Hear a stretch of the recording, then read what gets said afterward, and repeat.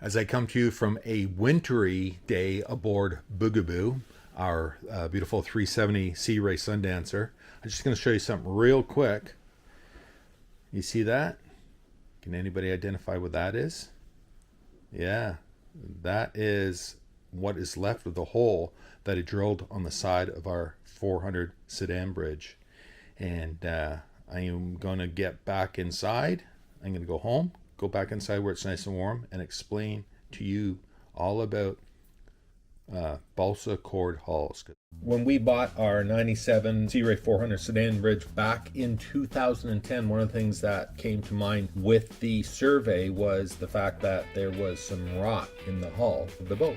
Now, when I say rot, you're going to have to take that with a grain of salt, because what the findings determined was that that boat was equipped from the factory with a balsa cord hull.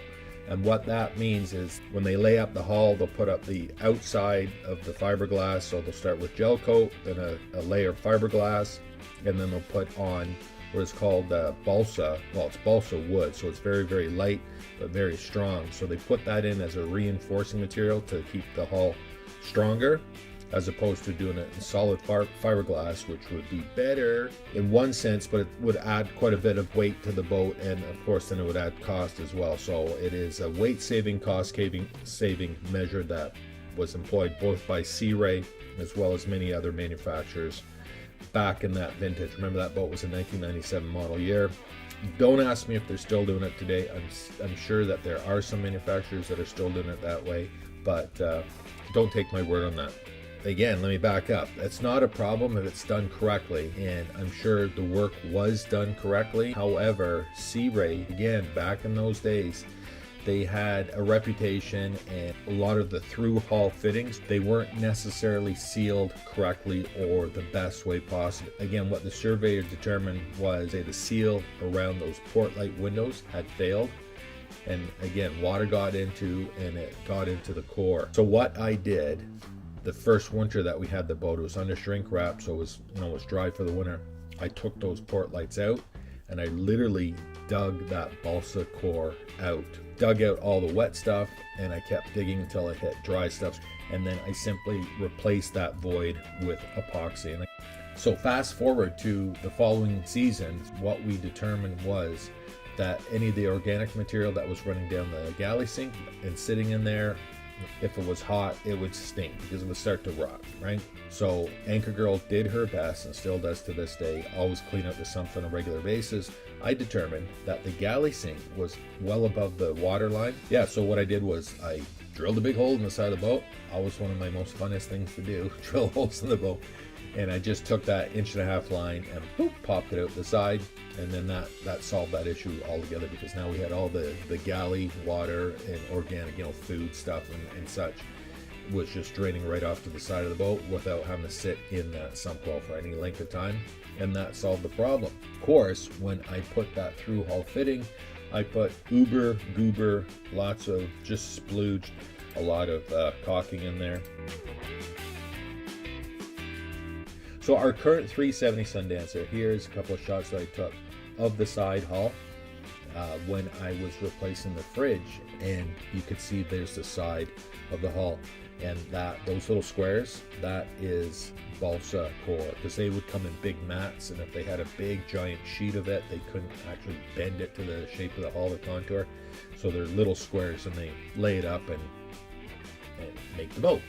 Now that balsa core, at least in the late 1990s vintage Sea Rays, and I'm sure into the early 2000s at least, and maybe even beyond, I don't know, how they use that balsa coring was in the sides of the hull. Our boats always had a solid fiberglass hull, like on the bottom side, so anything from the water line down is solid fiberglass, so it's a lot stronger, of course, from pounding through the waves. And as well, it's less susceptible for that water intrusion causing potential damage. Yeah, so that's how our current Sea Ray is, our current 370 Sundancer. Now the other area where they use wood is, and again, I'm sure almost all boat manufacturers, even the big boys, would have this. This is the deck that you actually walk on, and here's a few photos that I took when I was resealing the hatches. And so if you go back to my How I Did It Boat Repairs and Upgrades videos playlist, you'll see When we bought this boat a couple of seasons ago, I took out all of the deck hatches, and there's 4 on this boat, to reseal them, because sorry Sea Ray, but you did a really half-assed job of sealing those in. I know that because when we had our 400 sedan bridge, that hatch leaked while we were on holidays in the middle of Georgian Bay. But of course I always travel with everything I need to do a repair, because I always have to do some sort of repair while we are away. So I pulled that hatch out, cleaned it up, and put uber goobers of Sikaflex in there, sealed it, and never a problem again. So when we sold that boat, sorry, at least I should say after we sold that boat and we downsized to our 330 Sundancer, I pulled out the same thing, all 3 hatches on the deck, resealed them, and over time. But our current 370 job number 1, literally when we first bought that boat, before it even got into the water, I took out all 4 of the deck hatches. Like I say, anywhere where there's a hole drilled or cut into anywhere on the boat, there's potential of water intruding and potentially rotting the deck or the sides of the hull if it's not sealed properly.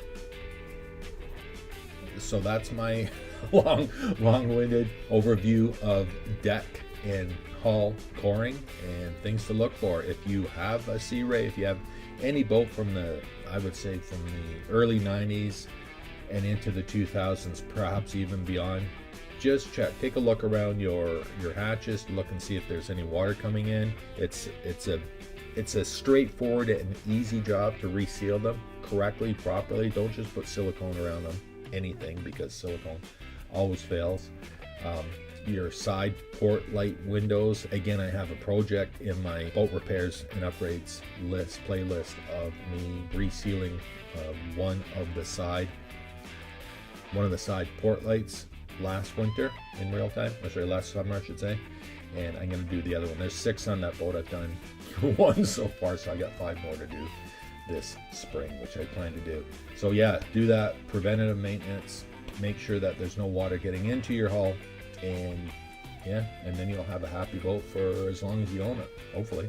Yeah, so that's it for this one. Like I said, I keep referring to my boat repairs and upgrades playlist. I have well over 100 projects there done on the boat. This one's going on that playlist as well, and I encourage you to look at it and see if there's any helpful, insightful information that you can find there that will, again, hopefully make your boating life a little bit better and less stressful.